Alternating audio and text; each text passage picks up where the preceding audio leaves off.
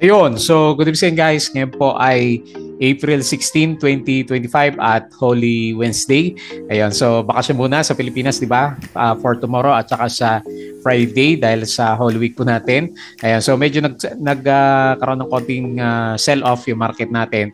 So nag-close tayo ng negative 0.83%. Plus, meron tayong negative 2.91 million net foreign sell. So, buti nga, hindi ganun kalakas yung drop natin kasi very long weekends tayo, di ba?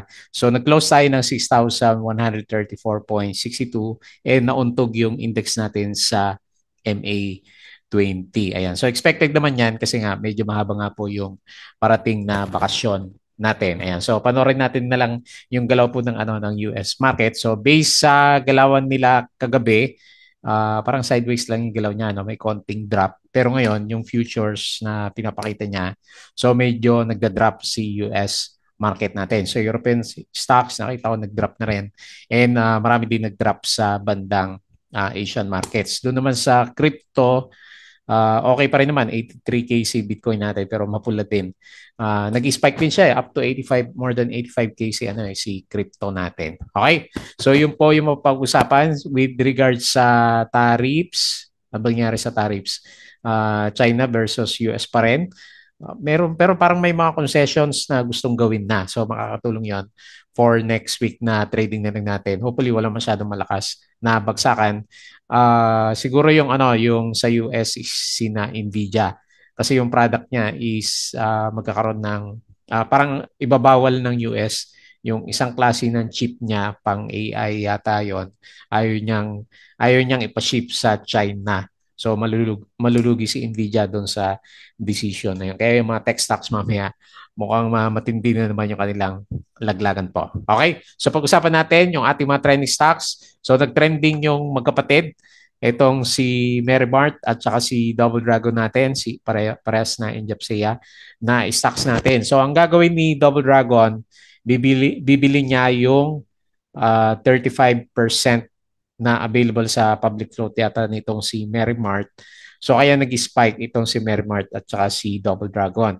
Ang kasunod na tanong niyan, okay, maganda yung galaw nila ngayon, no? Nagkaroon siya ng magandang spike pero ang question ng marami, kawawa naman yung investors kapag later on ang kasunod niyan tender offer. Bibilin na lang ni gagawing private ni Double Dragon itong si Merrimart. Kasi medyo sad-sad yung price action ni Merrimart natin. So mamaya silipin natin yung kanyang pinaka-price action. So nag-up si Merrimart ng 25%. Pagtingin ko pala noong umaga. 20% na yata to kaagad, no? So biglang nag-spike na lang siya. So ang kanyang offer price is 0.48 pesos per share. Pero parang lugi nga yung investors natin sa kanya. Kasi piso yata to nung nagkaroon ng ng initial public offering. So yun yung sentiment na market sa kanya. And then si Double Dragon, ayan, sumabay na rin sa galaw ni Merrimart. So kasama na rin siguro yung mga publicity niya tungkol sa Hotel 101 niya doon sa Spain, di ba, sa Madrid. So nag-up siya ng 17.20%. So anyway, very spike. Ang lakas naman ng spike, 310.38K net foreign buy. Tapos mining, ayan, napaaga yung benta natin. Maganda pa rin yung yung mining stocks natin. Ewan ko kay APX bakit siya nag-drop. Pero itong si APX nagkaroon siya ng additional na breakout. Sayang, no? Mga 10% na yata yung napakaulan ko dito. So nag-up siya ng 4.13% and meron siyang 11.57 million net foreign buy. So mukhang pipitikin talaga si APX natin. Okay? Tapos si APL, naku, mukhang ampaw yung yung price action natin. So nag-alisa na daw, lumipat dito kay Merrimart. So nag-drop siya ng negative 9.42%. So traders lang talaga yung nagpagalaw kay Apollo natin and then Converge. Okay, another candle. So breakout na to. Tsaka maganda yung push ng ng foreigners dito kay Converge natin, no. So nagugustuhan natin yung galaw. 3.95%. Hopefully gumalaw pa kasi na-timingan din natin to. So meron siyang 12.01 million net foreign buy. Okay? So yun yung mga pag-usapan natin for today's trading bago tayo magkaroon ng mahabang bakasyon sa Philippines. Ayan. Disclaimer po sa mga bago sa channel natin, as usual, yung ating review is for Educational purposes lang po yan. So wag nyong gagamitin to as a reason para mag-buy, sell, or hold ng stocks. Meron po kasing risk na involved sa market. Due diligence na lang pa. Okay? Follow mo ako dito sa ating Palabi Trader na YouTube channel. So mag-aral ka na lang habang weekends ulit. Subscribe ka lang po and then join ka dito sa trading community naman natin. Okay? So yung mga nakasubscribe, maraming salamat po sa usual na viewers natin. Nakabakasyon na yung mga viewers natin, mababa. Company reviews, mga sample trades sa market, basic indicators, technical analysis, yung ating fundamentals, and then yung mga risk management natin sa market naman. Okay? So check mo na lang po yan. Tapos sa crypto, Palapi Trader Crypto ka to. So abangan mo na lang yung mga post ko dito. So nagko-concentrate tayo ngayon sa ano, mga meme coins kasi magaganda yung pag maganda yung galaw ni ni Bitcoin, kahit yung mga meme coins natin, sumasama din siya pero walang ano lang yon, mga hype na cryptos. Okay, so check mo na lang yan yung mga post natin dito. Gagawa tayo ng mga part 2, part 3 about sa meme coins kung gusto mo mag-trade sa kanila at your own risk na lang. Ayan. So, follow mo din ako sa social media, Facebook account na Palabi Trader or dito sa Facebook page na Palabi Trader. Tapos sa Twitter, so meron na tayong summary dito. Ayan, mga US-China naman yung pag-uusapan natin mamaya. Okay, dito muna tayo sa summary. Baka tayo tumingin sa iba, okay, so nag-drop si services. Jollibee ba to? Negative 1.86%. Malakas yung drop Tapos si holding firms, negative 1.41% din. So, tapos pumitik si mining and oil. Pero hindi lahat ng no? Hindi lahat ng mining stocks natin pare-press yung gala. So, meron tayong net foreign, ano ba to? Net foreign sale na 11.65 million. Okay? So, understandable naman yan kasi bakasyon sa Pilipinas. Okay, yung mga post natin. So breaking 2 hours ago. US stocks rebound as China says is open to talks for Trump. Shows if Trump shows respect and names a point person. Ayan. So ano ba to? Laki naman na kandilan na to. Tapos ito yata yung bago naman kay investing.com kontra. Magkakontra sila. US sets to 240, grabe no, 245% tariff on imports from China as trade war escalates. So, okay, ano kayong mangyari dyan? MRSG reports net income 609.42 million. So, nandito pala yung summary ng mga blue chips. So, kaya sinama natin si Converge. Naka-breakout 3.95%. URC 1.87%. Ayala Corporation 1.5%. Si Jollibee 1.47% and then JT Cap 0.86%. Okay, dito sa mga losers, ASEN, tinamaan si ASEN So 4.08%, ICT 3.9%, SM 2.95%, so negative yan. And then Bloomberry negative 2.41%. Mas marami yung nalaglag sa big caps natin. Okay, so no choice. Bakasyon kasi yung market. And ito na lang, abangan nyo by next week. Hopefully, hindi magbago yung sentiment po nila. So, si gold patuloy na tumataas. Ayan, akala ko magsisiso lang to Pero dahil siguro sa uncertainty pa rin sa market, kaya tumataas yung yung safe haven ng mga traders natin which is itong gold natin. Okay, so anyway, congrats po. Yung may APX, ayan, napaaga ako ng benta dyan. Yung hawak ko na isa na mining, hindi naman umakyat. Ayan, so ito yung closing kanina. So holiday ayan. Wala po tayong trading bukas. Monday, Thursday. Okay. Holy Thursday at saka Holy Friday. Good Friday. So April 17 and 18. So enjoy na lang po yung hopefully hindi sobrang traffic sa mga biyahe-biyahe dyan.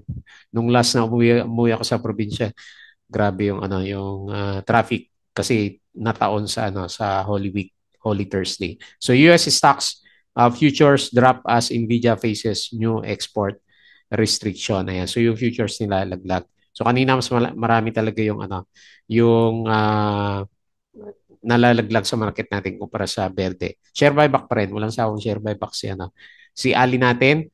PX, okay. So ito siguro bakit siya ayaw pumitik kahit na tumataas yung gold prices. Negative 21% sa earnings po niya. Okay, malamang yan. Okay, tapos sa S&P turns negative as the EU tariffs will remain with little progress made in tariff talks.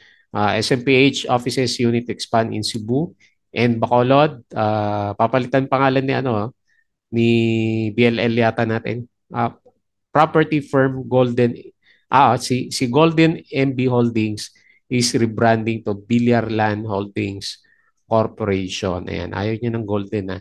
Its stock symbol will be changed from Haven to BLC following approvals from the board, shareholders, and SEC. SM Offices, a unit of SM Prime, is experiencing strong demand for its mall-based offices. Ayan, maganda, hopefully, yung mga properties natin. Tapos si SSI records net income of 2.51 billion. Pumitik to ng umaga. APX, panalo. Asian gold miner shares rose as gold hit a new record at 3,303 per ounce, driven by haven demand and amid rising trade tensions. So the board of Double Dragon approves acquisition of 35% stake in Merrimart Consumer Corporation. So, ang hindi ko lang nabasa dito, public float ba? Kasi may nagsabi ng tender offer, kaya lang hindi ko pa nabasa kasi yung mga disclosures na yan. So, ang sabi dito, on April 15, the board directors of Double Dragon approved the acquisition of 2 billion shares of Merrimart. So, representing 35%. Ang price po niya ay 0.48 per share. So, will be paid 50% using Double Dragon. So, as a result, is required to conduct, ayan, yun lang, mandatory tender offer. So, lugi yung investors natin dito kay Merrimart. Ayan. So, ayaw kasi umakyat ng price action niya and then ngayon napilitan na siyang pumitik. So, ABS-CBN, despite 6.37 revenue drop, nag-narrow daw yung loss niya. Loss pa rin. Ayan, GMA7, minus 35% sa kanya annual income. DNW, minus 72%. Aboitiz, okay, laglag pala to.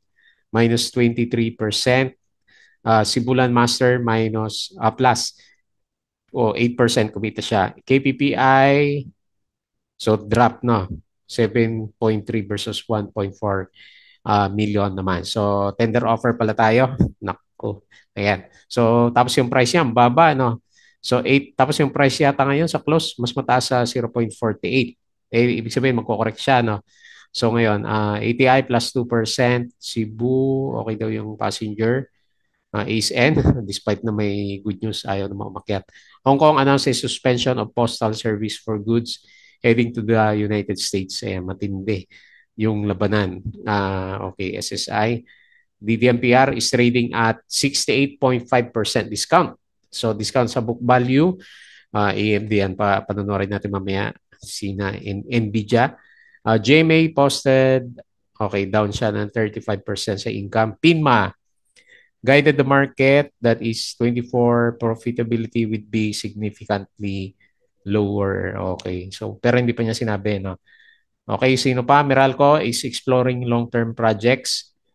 So, buti pa si bullish na bullish si Meralco. All things considered, it was a quiet night for all the combatants in this looming economic showdown. Okay, GMA, ASN, Pure Gold. Bakit ngayon lang lumalabas yung third quarter profits niya, no? Pero okay na to, di ba? Sa annual income, kaya nga pumitik to eh.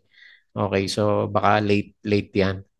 Don't think decoupling from China should be objective. Okay? So, yun. Yun yung mga balita natin sa market. Patalastas ulit. Ayan. So, ayan. Check mo na lang po over the weekends yung ating Patreon channel, yung mga gusto ng guide sa trading sa market. Sali lang po kayo dito.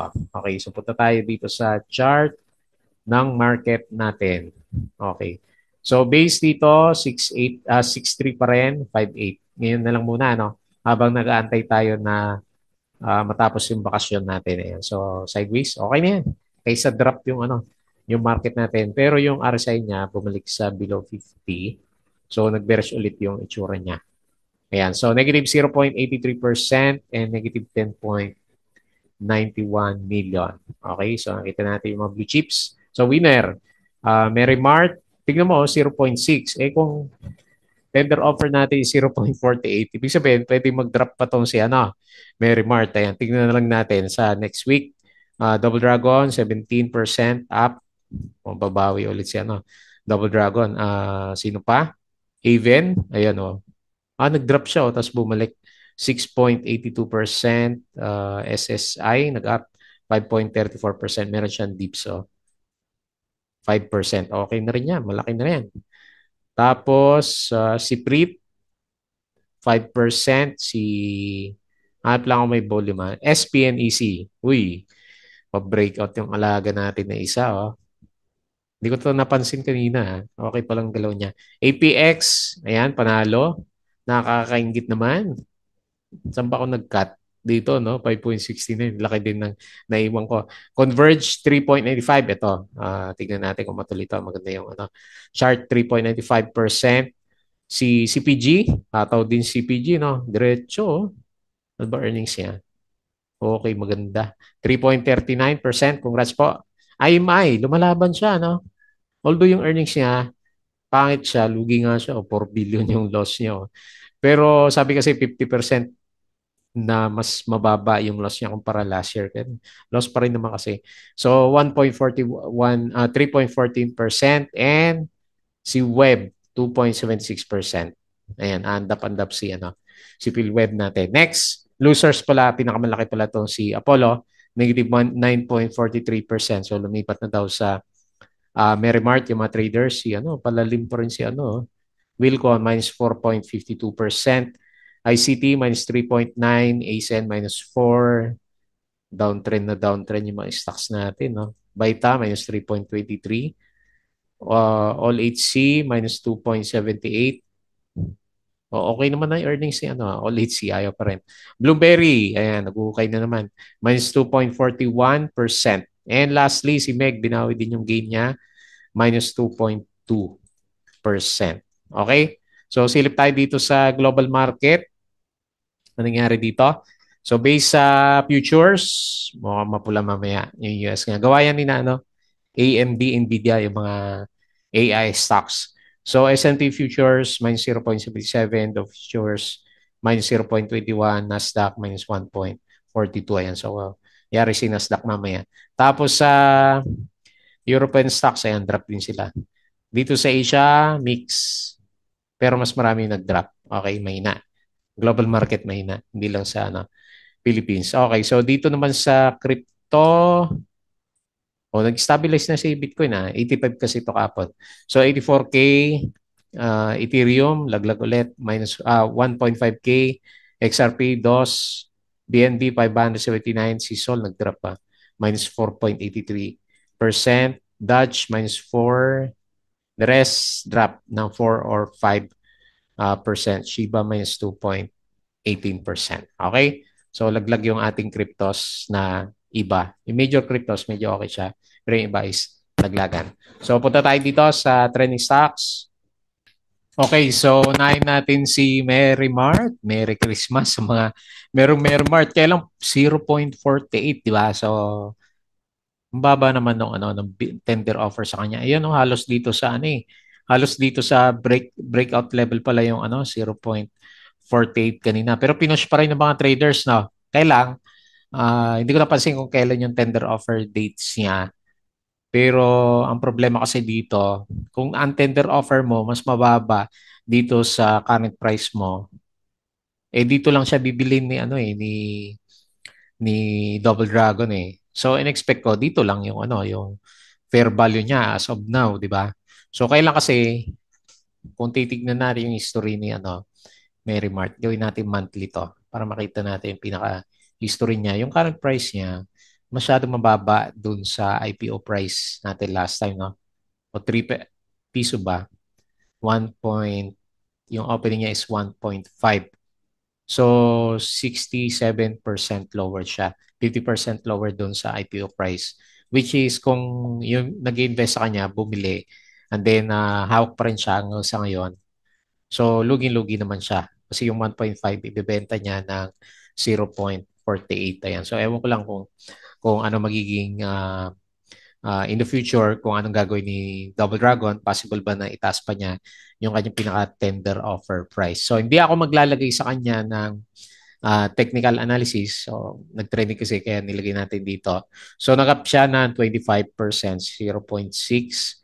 And meron siyang 55.6K net foreign buy. Pero alam naman ng mga traders kanina na, nilabas na yun eh. Bago to nagkaroon ng spike kanina umaga.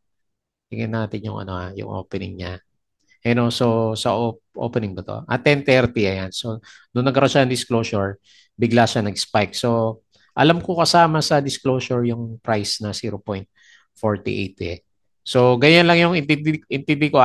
I-correct niya ako kung mali yung pagkakaintindi ko sa kanya. Pero pag tender offer kasi yun na yung set na price ng ng stocks natin. Eh nabasa naman natin, di ba? 0.48. Unless mali yung minsan malabo yung mata ko. Unless mali yung pagkakabasa ko. Pero nakadalawang basa na ako sa kanya, 0.48 talaga yung nakita ko sa kanya eh. So anyway, yan. Kung may questions kayo, may comments, lagay nyo po sa comment section natin. Magandang pag-usapan kung anong pwedeng gawin dito ay may remark natin. Okay, so yun lang yung conclusion ko sa kanya. Hindi ko siya malalagyan ng technical analysis. Next, nako, ito. So, napakawalan ko na to, di ba? Nasabi ko sa inyo. So, 10%, 12%, oh.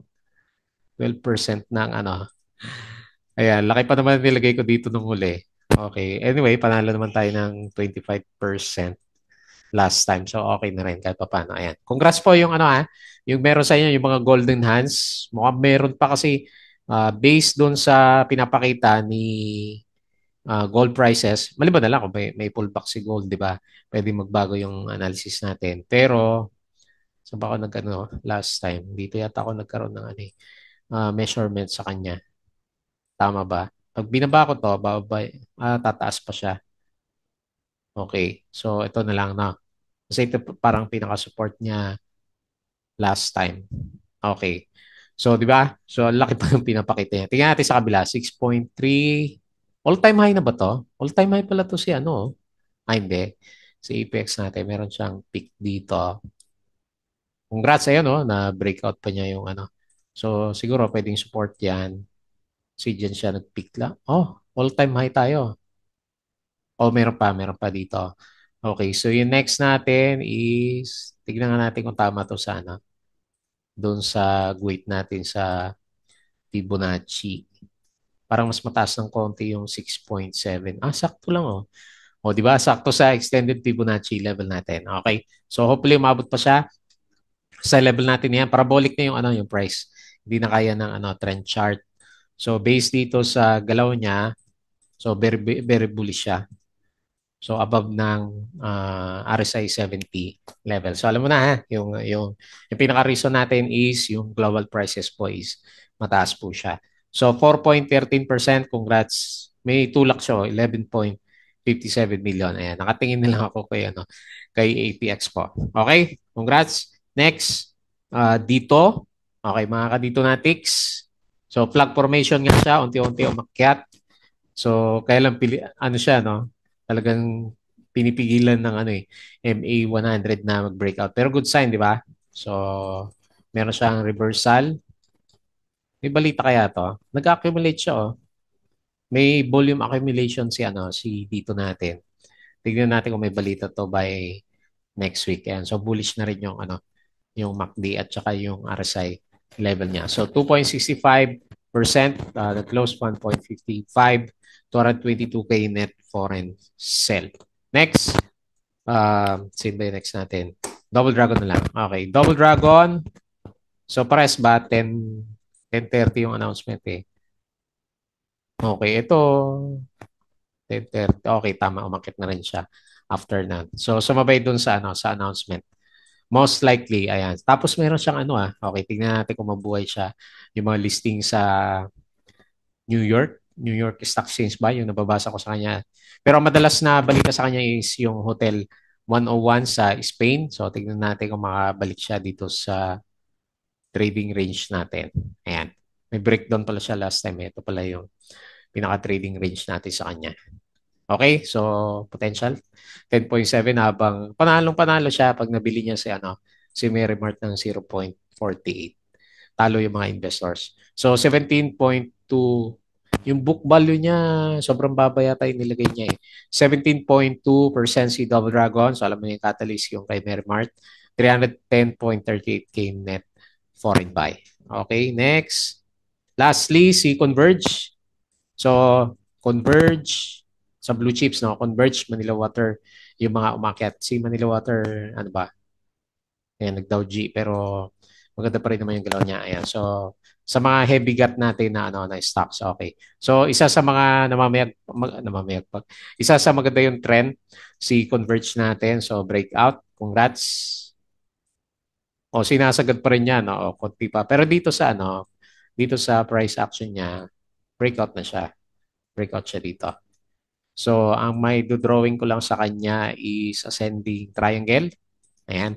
So, hopefully maging support yung mga yan kapag meron siyang pullback. Pero good sign kasi yung ating RSI is medyo naman, mas marami siyang pitik dito sa bandang taas. Ayan. So, lumabas na pala yung annual earnings yan ng isang araw. At up siya ng 18.84%. Okay? So, bullish 3.95% breakout candle and meron din siyang tulak na 42.01 million net foreign buy. Okay? So, ganun na lang muna yung ating review. So, check mo na lang yung mga blog post natin over the weekends kung meron tayong mga topic na maganda pag-usapan or dun sa crypto na natin. Sabi natin may ini-edit lang ako ng video natin. So, meron siyang, okay, so malit lang naman net foreign sale. Tingnan natin, mali mo maganda yung galaw niya by next week kung ano yung progress dun sa tariff sa China at saka sa US. Okay po, so yun lang. Mag-delay-delay muna tayo. As usual, bago tayo close, please don't forget to subscribe dito sa ating Palaboy Trader na YouTube channel. Join ka lang sa group. Crypto ko to, follow mo na lang po. Facebook account, Facebook page, Twitter, yung Patreon channel natin. Sa mga gusto ng guide, sali lang po kayo dito. Okay? So yun lang. Maraming salamat. Kita po ulit tayo after Holy Week po.